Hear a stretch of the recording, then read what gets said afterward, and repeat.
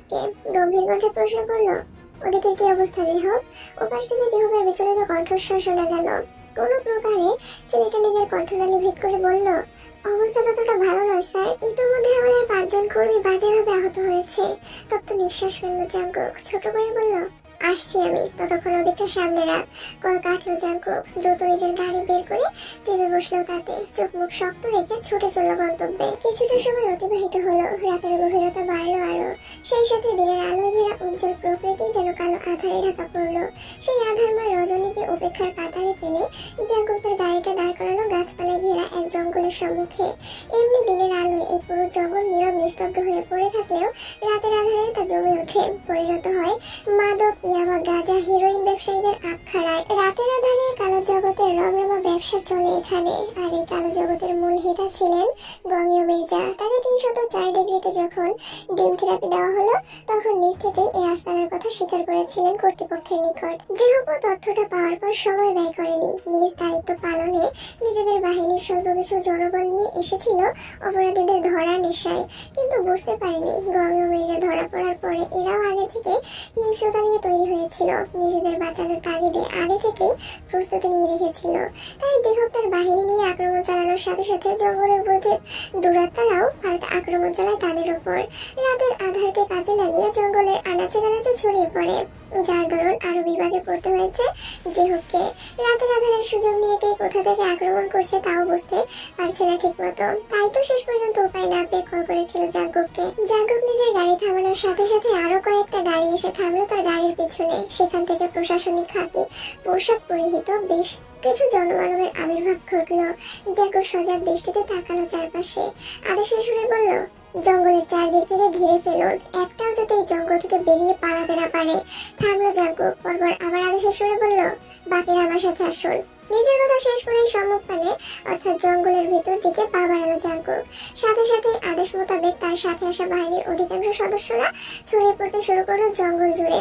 আর বাকিরা পিছু নিল জাঙ্কুকের। ইতিমধ্যে জেহুবদের সাথে যুদ্ধ চালিয়ে বেশ ক্লান্ত হয়ে পড়েছিল সন্ত্রাসী দল। তার উপর আবার জাঙ্কুকদের নিয়ে আসা অতিরিক্ত বাহিনী। পরিস্থিতি নিজেদের অনুকূলে আনতে সময় লাগেনি বেশি। এতক্ষণ জেহুব যাদের নিয়ে বিপাকে ছিল, জাঙ্কুকে সেই অল্প সময় এক একটাকে ধরে বসিয়ে দিয়েছে। তবে এটুকুতেই কি বিপদ শেষ? তাদের হয়তো শেষ নয়। জাঙ্কুক জঙ্গলের মধ্য বরাবর দাঁড়িয়ে তাদের হাতে ধরা পড়া সন্ত্রাসীদের উদ্দেশ্যে বলছিল কিছু। তাদের এই কালো ব্যবসা সম্পর্কে টুকটাক তথ্য নেওয়ার প্রচেষ্টা চালাচ্ছিল উপস্থিত ভাবে। যেহেতু তার পাশে দাঁড়িয়ে দেখছিল সবটা, চারদিকটায় পরখ করছিল। হঠাৎ জঙ্গলের এক ঝোপের আড়াল থেকে বেরিয়ে এলো সন্ত্রাসীদের মধ্যে লুকিয়ে থাকা একজন। কেউ কিছু বুঝিয়ে ওঠার আগেই সন্ত্রাসী রোগা পটকা ছেলেটা তার এক হাত দ্বারা পেছন থেকে চেপে ধরলো জাঙ্কুকের গলা, আর অন্য হাতে বন্দুক নিয়ে ধরলো জাঙ্কুকের কপালে। হড়বড়িয়ে বলল, আমাদের লোকগুলোকে এক্ষুনি এই মুহূর্তে ছেড়ে দে, নয়তো গুলি করে এটার খুলি উড়িয়ে দেব। আকস্মিক এমন আক্রমণে চমকে গেল উপস্থিত সকলে। কোনো লুকিয়ে থাকা সন্ত্রাসী যে হুট করে এভাবে তাদের স্যারের উপরেই আক্রমণ করে বসবে, তাকে কল্পনাতেও আনতে পারেনি। বাহিনীর সকলের মধ্যেই আতঙ্ক ছড়িয়ে পড়লো মুহূর্তেই। এক প্রকার ভয়ে দিশেহারা হয়ে সকলে বন্দুক তাক করলো ওই দুরাতা সন্ত্রাসীর পানে। যেহেতু ঢোক গিলল সন্ত্রাসীর পানে, নিজের হাতে থাকা বন্দুকটা ধরে রেখেই বলল, স্যারকে ছেড়ে দে, নয়তো তোর প্রাণ নিয়ে ফেরা হবে না বলে দিলাম। ছেলেটা যেন আকাশের চাঁদ পেল। যাক, শেষ পর্যন্ত একটা ভালো কাজ তো করেছে। ধরেছে তো ধরেছে, এদের বসকেই ধরেছে। এই বসকে পুঁজি করে এই যাত্রায় বাঁচা যাবে হয়তো। বসের প্রাণের ভয়ে এরা তাদের ছেড়ে দিবে। ছেলেটা ভিতরে ভিতরে আরো সাহস পেল। শক্ত করে চেপে ধরলো জাঙ্কুকের গলা। সকলকে শাসিয়ে বলল, বন্দুক নিচে নামা, নয়তো ভালো হবে না কিন্তু। তোদের বসের জীবনের শেষ ঘন্টা এখানেই বাঁচিয়ে দেবো। কেউ কিছু বলা বা বন্দুক নিচে নামানোর আগে চেঁচিয়ে উঠল জাঙ্কুক। কটমট করে বলল, এই এই বেয়াদব, এভাবে গলা জড়িয়ে ধরেছিস কেন? তুই কি আমার বউ লাগিস নাকি? হতচ্ছাড়া, গলা ছাড় বলছি। থামলো জাঙ্কুক। নাক মুখ কুচকে আবার বলল, তোর মতো রোগা পটকা বলদ শিয়ালকে বিয়ে করতে যাবো কোন দুঃখে আমি? আমার কি রুচির দুর্ভিক্ষ লেগেছে নাকি? আমার ঘরে সুন্দরী বউ আছে, আর আমার গলা ধরার অধিকারও একমাত্র তার। গলা ছাড় বলদ শিয়াল। এমন একটা ভীতিকর পরিস্থিতিতেও জাঙ্কুকের এই লাগাম ছাড়া কথায় ভরকে গেল সবাই। এই পরিস্থিতিতেও এমন কথা কারো কণ্ঠে আসতে পারে ধারণা ছিল না কারোই। কে কেউ হাত থেকে বন্দুক ফেলবে কি? এমন কঠিন মুহূর্তে এসেও জাঙ্কুকের এমন বেফাস কথায় আহাম্মক বনে দাঁড়িয়ে রইল সকলে। সন্ত্রাসী নামধারী ছেলেটাও প্রথমে ভরকে গিয়েছিল কিঞ্চিত পরিমাণে, তবে পরক্ষণে নিজেকে সামলে নিল সে। তার এখন এই একটাই বাঁচার পথ। ভরকে গিয়ে এই পথ যদি হারিয়ে ফেলে তবে সারা জীবন অন্ধকার এক কুঠুরিতে কাটাতে হবে, আর নয়তো মরতে হবে। ছেলেটা ঢোক গিলল, নিজেকে ধাতস্থ করে শক্ত কণ্ঠে বলল, একদম চালাকি নয়, আমার সাথে চালাকি করছিস? জাঙ্কুকের চোখ মুখে নিরীহ ভাব ফুটে উঠল। ঠোঁট উল্টে বলল, আমার শাশুড়িকে তোর সাথে বিয়ে দিয়ে ওই রাজাকা শ্বশুরটাকে বৌছাড়া করবো। আমার শ্বশুরের পয়দা করা দুটা বড় সার আলবদর আর আলশাম সহ সব সম্পত্তিও তোর আমি লিখে দিব। তবু আমার গলা ছাড়, আমার বউ এমনি ভয়ঙ্কর ধাঁচের মহিলা। তুই আমার গলা ধরেছিস, জানতে পারলে আমার গলায় টিপে দিবে। থামলো জাঙ্কুক, অনুনয় সুরে আবারও বলল, বন্দুক মাথায় একটা কেন, পাঁচটা ধর। তবুও ভাই গলাটা এখন ছাড়। এই কঠিন এক মুহূর্তে এসেও এমন প্রহসনমূলক বক্তব্য জাঙ্কুকের এই লাগাম ছাড়া কথা শুনে যে উপর ইচ্ছে হচ্ছে এই জঙ্গলেরই কোনো এক শক্তপোক্ত গাছের সাথে নিজের মাথাটা টাক মেরে দ্বিখণ্ডিত করে ফেলতে। এটা মানুষ নাকি ভিন গ্রহের কোনো প্রাণী? না, এই লোক ভালো হবে না কোনোদিন। যদি ভালো হতো তবে এমন একটা সময় এসেও এই ধরনের কথা বলতে পারতো না। আচ্ছা, এর কি নিজের জীবনেরও মায়া নেই, পরিবারের চিন্তা নেই? না, এখন তাকে কিছু করতে হবে, নয়তো যে কোনো সময় বিপদ ঘটে যেতে পারে। যতই হোক জাঙ্কুক তার স্যার, এতদিন এই লোকটার সাথে আছে। যতই রাগ অভিমান বিরক্তি থাকুক না কেন, ভালোবাসাও আছে। যে হোক অধৈর্য ভঙ্গিতে আশেপাশে তাকালো। জঙ্গলের মাটিতে পড়ে থাকা শুকনো পাতার মধ্যে একখানা মোটা লাঠি চোখে পড়লো তার। সকলের অগোচরে সে লাঠিটা হাতে তুলে নিল যে হোক। অতঃপর খুব সাবধানে লাঠি হাতে গিয়ে দাঁড়ালো জাঙ্কুক এবং ওই সন্ত্রাসের পেছনে। এর মধ্যে জাঙ্কুক আবার চেঁচিয়ে উঠলো, কাঁদো কাঁদো কণ্ঠে বলল, না না, তুই আমার মাথায় বন্দুকও ধরতে পারিস না। বউয়ের সাথে এখন আমার বাসর সারা হয়নি, 20-25টার মতো টিয়া পাখি ছাড়ার মতো বাচ্চাও পয়দা করা হয়নি। আমাকে এখনই মেরে ফেলতে পারিস না তুই। বন্দুক নিয়ে দূরে সর হতচ্ছাড়া। সন্ত্রাসী ছেলেটা জাঙ্কুকের কথায় ভরকাবে না করেও ভরকে গেল। নিজের মাথায় বন্দুক নিয়ে এমন অদ্ভুত সব কথা কেউ বলতে পারে? জাঙ্কুকের কথায় আহম্মক বনে গেল ছেলেটা। হাত আলাদা হলো বেচারার, আর এই সুযোগটাই কাজে লাগালো জাঙ্কুক। সময় ব্যয় না করে তাৎক্ষণিক কুস্তিগিরদের ন্যায় বাহু চেপে ধরলো সন্ত্রাসী ছেলেটার। নিজের মাথার উপর থেকে তুলে এনে আছড়ে ফেললো সম্মুখে মাটিতে। এদিকে একই সময় যে উপর সন্ত্রাসী ছেলেটার মাথার উপরে আঘাত হানলো হাতের মোটা লাঠিটা দ্বারা। কিন্তু হায়, ছেলেটা সরে যাওয়ায় আঘাতটা গিয়ে লাগলো জাঙ্কুকের মাথায়। বাড়িটা বেশ জোরে সোরেই লেগেছে। মুহূর্তে ঝিমঝিম করে উঠলো বেচারার মাথাটা। চোখের সম্মুখে ঝাপসা হয়ে যেতে শুরু করলো ধীরে ধীরে। সম্মুখে ফেলা সন্ত্রাসীটাকে তার বাহিনীর লোকদেরা পাকড়াও করতে দেখে মাথাটা চেপে ধরলো জাঙ্কুক। ঢুলু ঢুলু পায়ে তাকালো পেছন ফিরে। আচ্ছা দৃষ্টিতে দেখলো লাঠি হাতে ব্যাকলের না দাঁড়িয়ে আছে যে হোক। নিমিষেই চোখ শক্ত হয়ে এলো জাঙ্কুকের। দাঁতে দাঁত চেপে বলল, একবার বেঁচে ফিরি, তারপর তোকে আমি দেখে নিব মির্জাফরের বংশধর। কথাটা বলেই মাটিতে লুটিয়ে পড়লো জাঙ্কুক। যেহেতু আটকে উঠলো। আহাম্মকের ন্যায় একবার তাকালো হাতের মোটা লাঠিটার পানে, আরেকবার তাকালো মাটিতে জ্ঞান হারিয়ে পড়ে থাকা জাঙ্কুকের পানে। এটা সে কি করে ফেললো? ভালো করতে গিয়ে হলো খারাপ। রাগে দুঃখে এই মুহূর্তে কান্না পাচ্ছে বেচারার। তার সাথেই কেন সবসময় এমন হয়? লজ্জায় সকলকে সম্মুখে এখন কাঁদতেও পারছে না। এখানে এত বড় প্রশাসনিক বাহিনী, সন্ত্রাসীদের সম্মুখে কান্না করা তার মতো এক অফিসারকে মানায় না। যেও ভাতের লাঠি ফেলে দিল, দ্রুত দৌড়ে গেল জাঙ্কুকের নিকট। সকলকে আদেশ দিল সন্ত্রাসীদের গাড়িতে তুলতে আর তার সাথে জাঙ্কুককে ধরে গাড়িতে তুলে দিতে। লোকটাকে হাসপাতালে নিতে হবে এখনই। যদিও সুস্থ হয়ে জিহপের জীবন নিয়ে টানাটানি লাগবে, তার জন্য তো আর এভাবে ফেলে রাখা যাবে না একে। তাছাড়া দোষটাও জিহপের, আর তার একটু খেয়াল করে সাবধানতা অবলম্বন করে আঘাত করা উচিত ছিল। এমন এক ব্যাককেলমূলক কাজ অন্তত তার দ্বারা মানায় না। জিহপ সময় ব্যয় করেনি, জাঙ্কুককে নিয়ে অতি দ্রুত শহরে এক নামকরা হাসপাতালে ছুটে এসেছে। ভর্তি করেছে তাকে। আসার পথে গাড়িতে জাঙ্কুকের পরিবারকে কল করে জানিয়েছে জাঙ্কুক সড়ক দুর্ঘটনার শিকার হয়েছে। ব্যাস, সেই রাতেই পরিবারের সকলে মিলে হানা দিয়েছে হাসপাতালে। জিন বেগম ইতিমধ্যেই কাঁদতে কাঁদতে দিশেহারা হয়ে পড়েছেন। যত যাই হোক, তার ছেলে তো জাঙ্কুক, নারী ছেড়া ধন তার।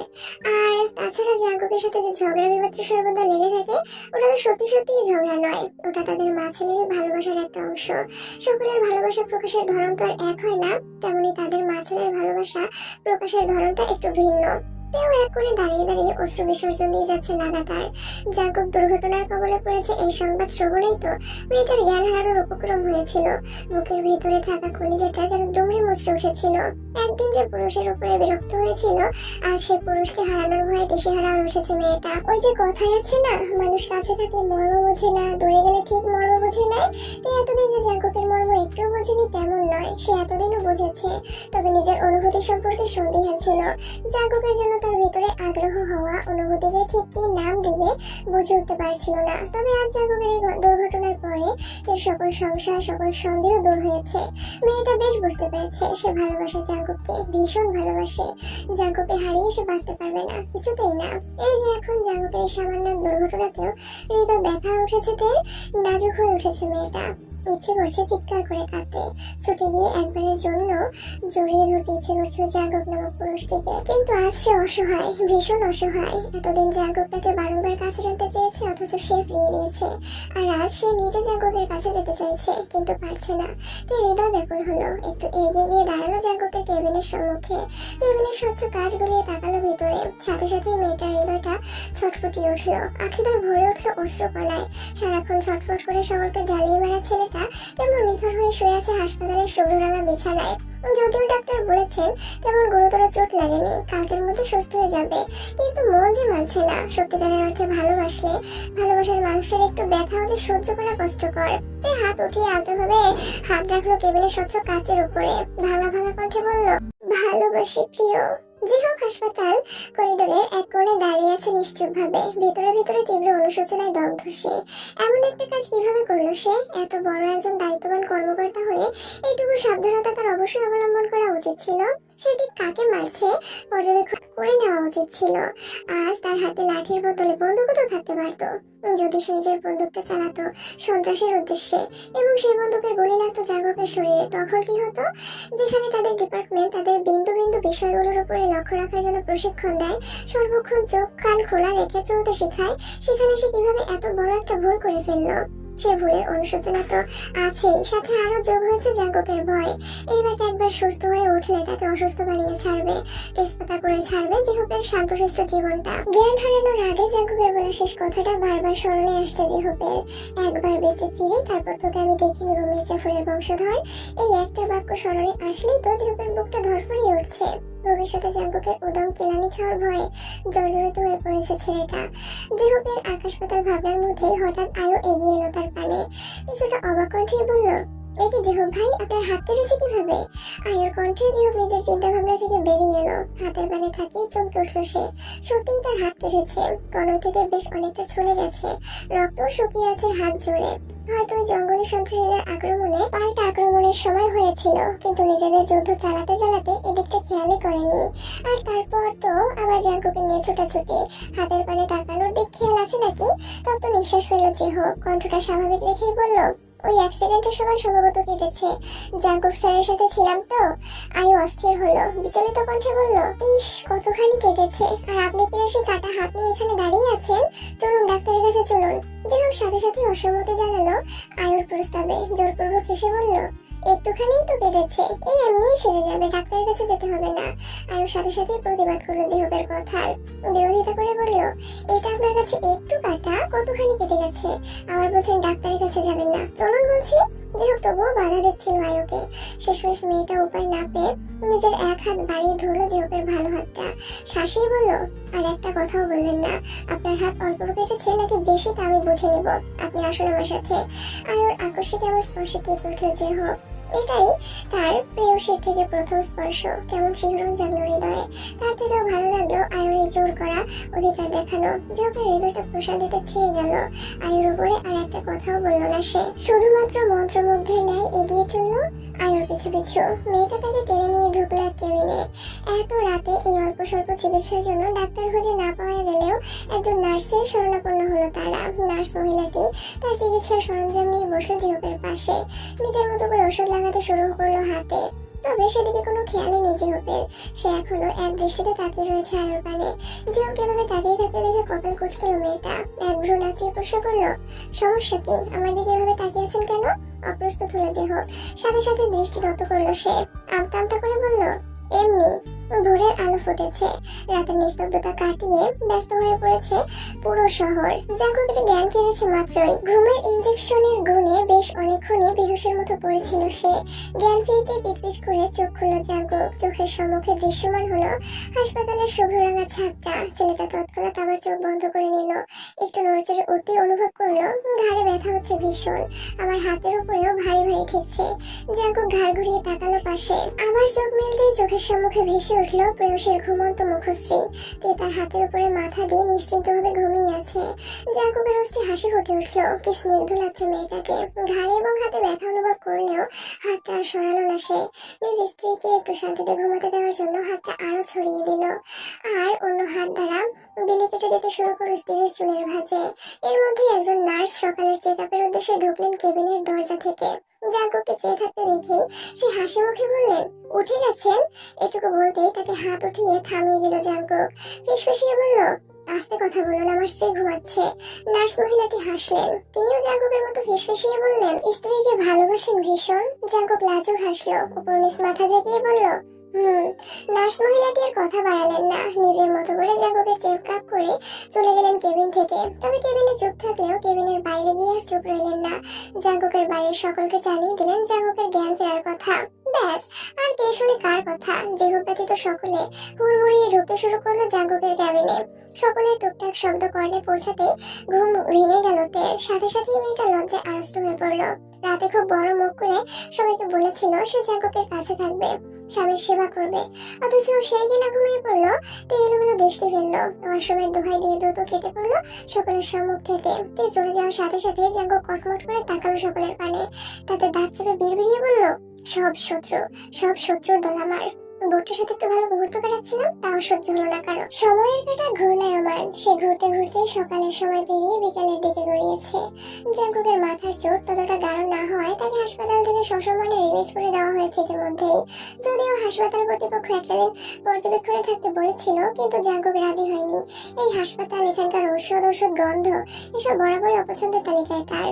তাই একটু তড়িঘড়ি করে হাসপাতাল ছেড়েছে ছেলেটা। তবে এর মধ্যে সবচেয়ে আশ্চর্যের বিষয় হচ্ছে এই যে এতটা সময় জাঙ্কুকের জ্ঞান ফিরেছে, অথচ সে জিহুকের খোঁজ করেনি একবারও। তবে কি মাথায় চোট পাওয়ার কারণটাই ভুলে গেছে, নাকি মনে মনে বড়সড় কোনো পরিকল্পনা আছে ভেবে পাচ্ছে না জিহুক। ভয়ে আর বেচারা জাঙ্কুকের সম্মুখে একটা বারের জন্য যায়নি। লুকিয়ে চুকিয়ে চাকা খাওয়া প্রেমিকের মতো দূর থেকে দেখছে তার স্যারকে। যদিও দু একবার সাহস করেছিল, ভেবেছিল একটা বার জাঙ্কুকের সাথে দেখা করে মাপ চেয়ে নেবে, তবে পরক্ষণে আবার ভয়ে সিদ্ধান্ত বদলে ফেলেছে। বলা তো যায় না, পরে দেখা যাবে সে মাপ চাইতে জাঙ্কুকের কাছে গেল, আর জাঙ্কুক প্রতিশোধ নিতে তার মাথা ফাটিয়ে এই হাসপাতালের কোনো এক বিছানায় শুয়ে দিল। তখন কি হবে? তার থেকে কয়েকটা দিন যাক, জাঙ্কুক আর একটু সুস্থ হোক এবং এই ঘটনাটাও কিছুটা ভুলো, তারপর না হয় তার সম্মুখে যাওয়া যাবে। রাতের আধার ঘনিয়েছে। দিনের উজ্জ্বল সূর্যটা বিদায় নিয়ে প্রকৃতিকে বিলিয়ে দিয়েছে আধারের মাঝে। ব্যস্ত শহরটা সেজে উঠেছে কৃত্রিম সোডিয়ামের আলোয়। জাঙ্কুক আছোয়া হয়ে বসে রয়েছে নিজ কক্ষের বিছানায়। একটু পরপর আবার অধৈর্য ভঙ্গিতে দরজার পানে উকিঝুঁকি মেরে দেখছে তে আসছে কিনা। সেই যে মেয়েটা কক্ষ থেকে বেরোলো আর এলো না।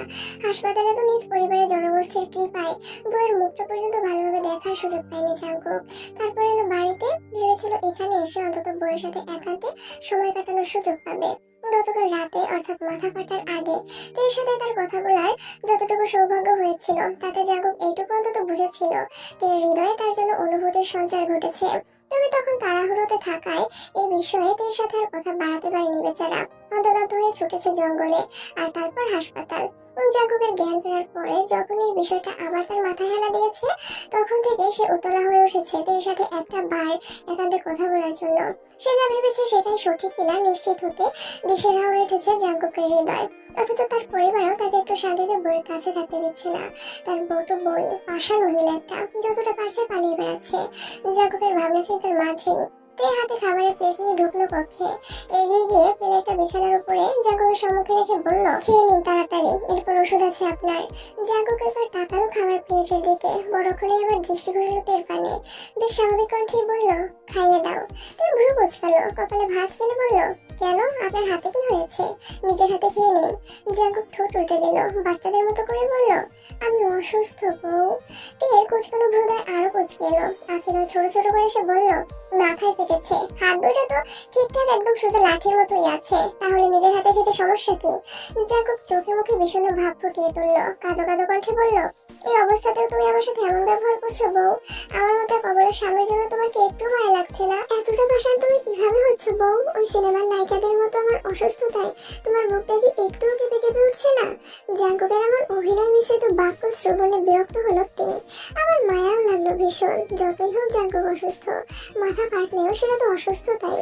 কতটা রক্ত গতকাল তার মাথা থেকে গড়িয়েছে সচক্ষে তা অবলোকন করেছে। ওই রক্তের কথা স্মরণে আসতে এবার সত্যিই মেয়েটার বুক কেঁপে উঠলো। প্রিয় পুরুষের জন্য হৃদয় হাহাকার করে উঠলো। আর তে না করতে পারলো না জাঙ্কুকের মুখের উপরে। যদিও এভাবে হুট করে একজন পুরুষকে খাইয়ে দিতে অস্বস্তি বোধ হচ্ছে মেয়েটার, তবুও হাত বাড়িয়ে সে খাবার প্লেটটা হাতে তুলে নিল, কিছুটা ইতস্তত করেই বলল, আসল খাইয়ে দিচ্ছি। জাঙ্কুকের উঠে হাসি ফুটে উঠলো। তের পানি একটু এগিয়ে বসলো সে, খুশিতে গদগদ হয়ে বলল, দাও তাড়াতাড়ি খাইয়ে দাও। তে কোনো বিরক্তি করলো না, ছোট ছোট লোকমা করে চুপচাপ খাইয়ে দিতে শুরু করলো জাঙ্কুককে। জাঙ্কুকও ভদ্র বাচ্চাদের মতো খেয়ে নিতে লাগলো বইয়ের হাতে। আবার মাঝে মাঝে তেকে খাওয়ারও আদেশ দিল। তে হাসলো, হৃদয়ের কোণে এক মুঠো প্রশান্তির স্থান দিয়ে সেও খেয়ে নিতে শুরু করলো জাঙ্কুকের সাথে সাথে। সময় গড়ালো কিছুটা, যদিও এখনো তেমন রাত নয়। ঘড়ির কাঁটায় টিকটিক করে জানান দিচ্ছে কেবলমাত্র রাত্রি 9টা। চারদিকে এখনো দিনের আলোর ন্যায় কোলাহল পরিপূর্ণ। তে জাঙ্কুককে খাইয়ে দাইয়ে ওষুধ খেতে বলে তখন প্লেট নিয়ে চলে গিয়েছিল নিচে। সবটা গুছিয়ে সকলের সাথে একটু আড্ডা দিয়ে কেবলই ফিরেছে আবার কক্ষে। দরজা লাগিয়ে কক্ষের ভিতরে ঢুকতেই দেখতে পেল জাঙ্কুকের চোখ বন্ধ করে শুয়ে আছে, হয়তো ঘুমিয়ে পড়েছে। তেটা তো কোনো শব্দ করলো না, নিঃশব্দে এগিয়ে গেল জাঙ্কুকের পানে, বসলো তার পাশে। কি সুশ্রী না লাগছে এই পুরুষের ঘুমন্ত মুখশ্রীটা, যেন কোনো নিষ্পাপ বাচ্চা ঘুমিয়ে আছে, অথচ জেগে থাকলে ব্রিটিশগিরিতে সকলকে হার মানিয়ে ফেলে। মুখ থেকে সারাক্ষণ বুলেটের ন্যায় লাজ লজ্জাহীন বাক্য ছুটতেই থাকে। হাসলো স্বামীর ঘুমন্ত মুখশ্রী দর্শনে। কেন যেন ভীষণ ইচ্ছে করছে হাত বাড়িয়ে প্রিয় পুরুষটার গাল দুটোতে একটু ছুঁয়ে দিতে। সর্বদা লজ্জায় নিজের ইচ্ছাটাকে দমন করলেও আজ আর তেমনটা করলো না। নিজের উষ্ণ হাত দ্বারা স্পর্শ হলো জাঙ্কুকের এক গাল। সাথে সাথেই যেন ঝংকার তুলল মেয়েটার হৃদয়, বিদ্যুৎ খেলে গেল সর্বাঙ্গ জুড়ে। তবুও তে নিজের হাত সরিয়ে নিল না, আলতোভাবে স্পর্শ করতে শুরু করলো স্বামীর পুরো মুখটা জুড়ে। হঠাৎ করে তার স্মরণ এলো সেদিনের কথা। একটা চুমুর জন্য সেদিন কতই না পাগলামি করেছিল জাঙ্কুক। তের হৃদয় অদ্ভুত অনুভূতি জাগ্রত হলো, ইচ্ছে হলো এবার জাঙ্কুকে একটা চুমু দিয়ে দিতে। মস্তিষ্ক তাদের ইচ্ছের বিরোধিতা করলেও হৃদয় সায় জানালো। তে হৃদয় স্পষ্টভাবে বলল, জাঙ্কুকের স্বামী, একজন স্বামীকে তার স্ত্রী চুমু দিতেই পারে, তাতে দোষের তো কিছু নেই। তাছাড়া ছেলেটা এখন ঘুমিয়ে আছে, চুমু দিলেও টের পাবে না। তেমন ভাবলো না, নিজের ইচ্ছেকে পরিণতি দিতে একটু ঝুঁকে উঠতে চলে জাঙ্কুকের কপালে। ঠিক তখনই ধপ করে চোখ মেলে তাকালো জাঙ্কুক। হক চোখে উঠলো তে, তড়িৎ গতিতে ছিটকে দূরে সরে গেল। মুহূর্তে লজ্জায় রক্তিম আভা ছড়িয়ে পড়লো তার চোখ মুখ জুড়ে। ইস, এই পুরুষের ঠিক এখনই চোখ মেলে তাকাতে হলো, আর একটু পর চোখ খুলে কি হতো? লজ্জা, সংকোচ, ভয় হাঁসফাঁস করে উঠলো তে। ইচ্ছে হলো এখনই ছুটে পালাতে, আর সে করলো তাই। জাঙ্কুক কিছু বুঝে ওঠার আগেই এক দৌড়ে বেরিয়ে গেল কক্ষ থেকে। আর এদিকে বেচারা জাঙ্কুক চরম বিস্ময় আর বিরক্তিতে বেহুশের মতো পড়ে রয়েছে বিছানাতেই। এতক্ষণও সে জেগেই ছিল, শুধুমাত্র বইয়ের মতিগতি বোঝার জন্য একটু ঘুমের ভান ধরে পড়েছিল। তার বোঝা শুরু করলো, রীতিমতো তার ধৈর্য ও সহ্য ক্ষমতার বাঁধ ভেঙে দিচ্ছিল। তারপর বহু কষ্টে নিজেকে নিয়ন্ত্রণ করে সে চোখ বন্ধ করে পড়েছিল শুধুমাত্র বইয়ের একটু ভালোবাসা পেতে। কিন্তু তাও শেষ পর্যন্ত আর পারলো না। তাই নরম অস্ত্রের স্পর্শ পেতেই আপনি আপনি খুলে গেল চোখ দুটো। কেন খুললো? এই মুহূর্তে নিজের চোখের উপর নিজেরই বেজায় বিরক্ত জাঙ্কুক। ইচ্ছে তো করছে থাপ্পড় মেরে নিজের চোখ দুটো নিজে খুলে নিতে।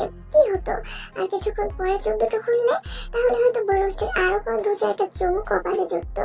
জাঙ্কুক তাদের দাঁত চাপলো, কটমট করে বলল, আগে ভাবতাম পৃথিবীতে বসবাসকারী মানুষগুলোই আমার শত্রু, কিন্তু না, এখন দেখছি নিজের শরীরের অঙ্গ প্রত্যঙ্গ গুলো আরো বড় শত্রু।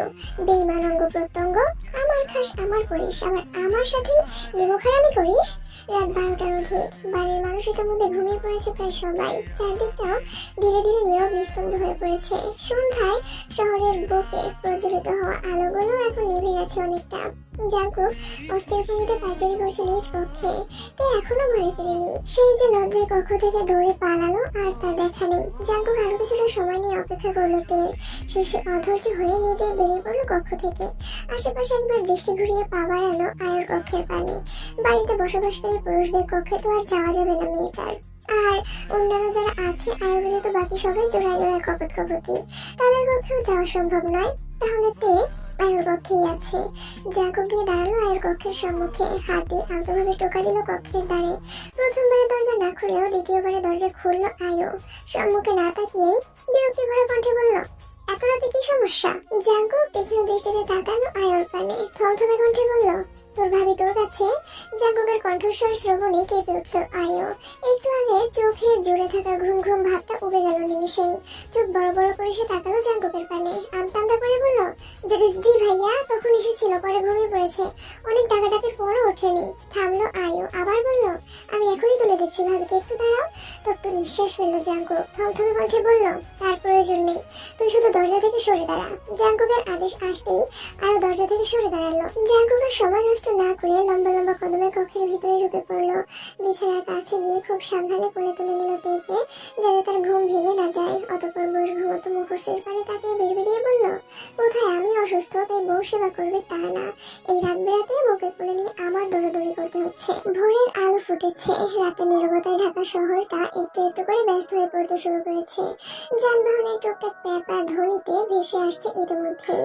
তে নিশ্চিন্ত চিত্তেই ঘুমাচ্ছিল এতক্ষণ। তবে তার এই সুখের ঘুম হঠাৎ ভাটা পড়লো এক অদ্ভুত আওয়াজে।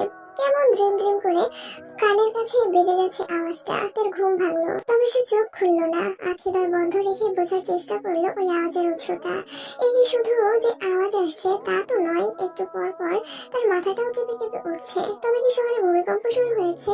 হতেই পারে, ঢাকা তো ভূমিকম্প প্রবণ অঞ্চলের মধ্যে অন্যতম। তার হৃদয় কাঁপলো। এই ভূমিকম্পের মতো দুর্যোগের সময় কিনা সে মরার মতো ঘুমাচ্ছে। বাড়ির মানুষজনের কি অবস্থা কে জানে। ধপ করে চোখ জোড়া খুলে ফেললো মেয়েটা। তাড়াহুড়ো করে বিছানা ছেড়ে উঠতে গিয়ে অনুভব করলো সে উঠতে পারছে না, কারণ শক্তপোক্ত হাতের বাঁধনে বাধা পড়ে রয়েছে তার ছোটখাটো দেহটা। তে চমকালো, তড়িৎ গতিতে মাথা তুলে সম্মুখ পানে তাকাতেই চোখের সম্মুখে ভেসে উঠলো জাগবের ঘুমন্ত মুখশ্রী। মেয়েটা দ্বিতীয় দফায় আবারও চমকালো। এই কি, সেই কক্ষে জাগবের নিকট কিভাবে এলো? তার স্পষ্ট মনে আছে গত রাতে সে আয়ের সাথে আয়ের কক্ষে ঘুমিয়েছিল। তবে কি জাগব তার ঘুমের মধ্যে দিয়ে এখানে নিয়ে এসেছে? আসতেই পারে, এর দ্বারা কোনো কিছুই অসম্ভব তো নয়।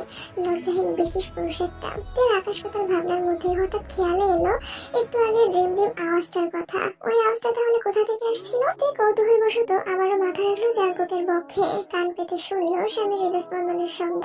সাথে সাথে লজ্জা লাল হয়ে গেল মেয়েটার মুখশ্রী। ওই জিম জিম আওয়াজটা এখান থেকে, অর্থাৎ জাগবের বক্ষ থেকে আসছিল। আর সে কিনা কি ভেবে বসেছিল, একদম ভূমিকম্প পর্যন্ত চলে গিয়েছিল।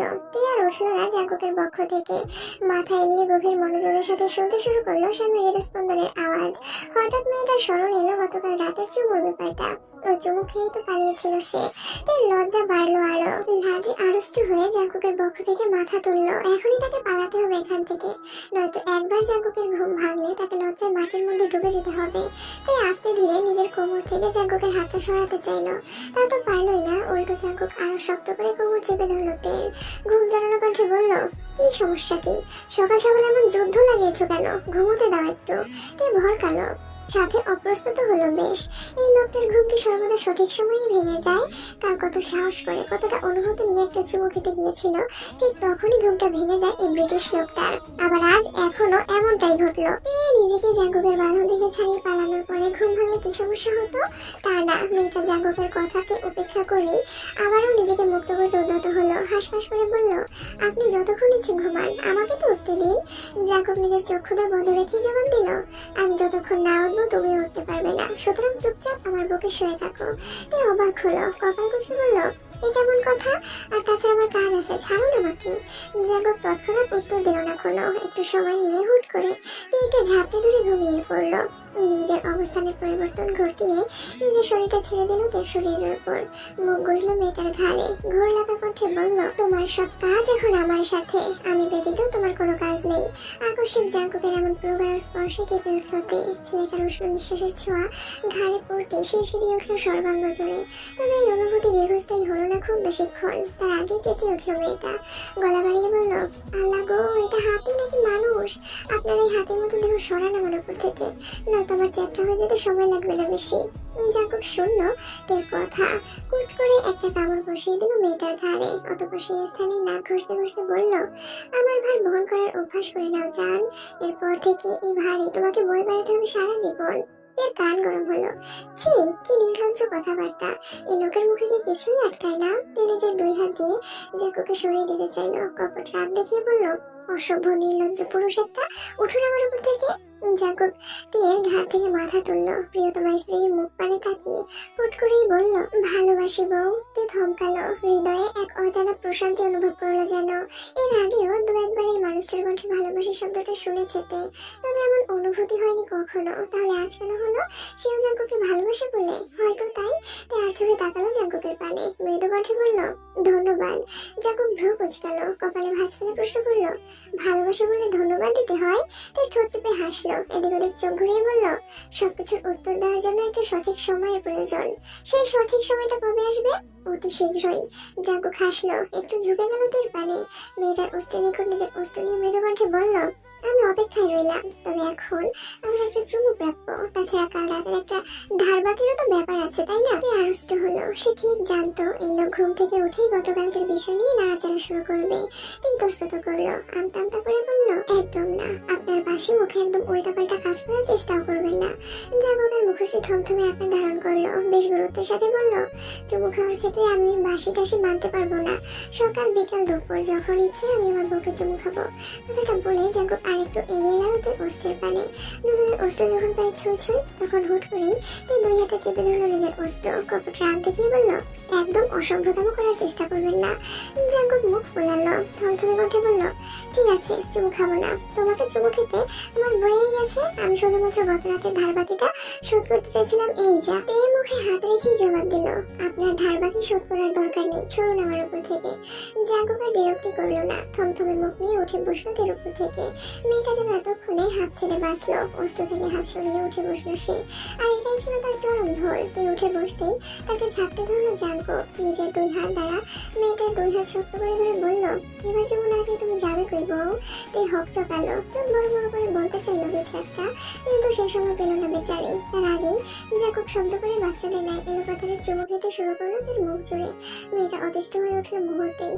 তাকে তো ওই শক্তপোক্ত বলিষ্ঠ দেহ দ্বারা জাগবটাকে ঝাপটে ধরে আছে, তার মধ্যে মুখটাকেও শান্তি দিচ্ছে না। চেঁচিয়ে উঠলোতে গলা বাড়িয়ে বলল, অসভ্য নির্লজ্জ পুরুষ, ছাড়ুন আমাকে। জাগব ছাড়লো না, উল্টোদের মুখ বন্ধ করতে এবার বেচারি নরম কোমল অস্ত্র দুটো দখল করে নিল নিজ অস্ত্র দ্বারা। বিন্দুমাত্র সময় ব্যয় না করে পরম যত্নে শুষে নিতে শুরু করলো সে অস্ত্রের মধুসূধা। চরম উন্মাদনায় নিজ অস্ত্রের প্রবল ঘর্ষণে দিশেহারা করে তুললো থেকে। শিউরে উঠলো মেয়েটা, কেঁপে উঠলো তার বক্ষস্থল। এই প্রথম কোনো পুরুষ এতটা গাঢ়ভাবে ছুঁয়ে দিয়েছে তার অস্ত্র। হৃদয়ে কেমন অদ্ভুত এক অনুভূতির সঞ্চার হলো। এই কেমন অনুভূতি, এই কেমন অদ্ভুত ভালো লাগা। ধীরে ধীরে নিস্তেজ হয়ে পড়লো তে। পরম আবেশে চোখ জোড়া বন্ধ করে নিজেও সায় জানালো জাগবের কাছে।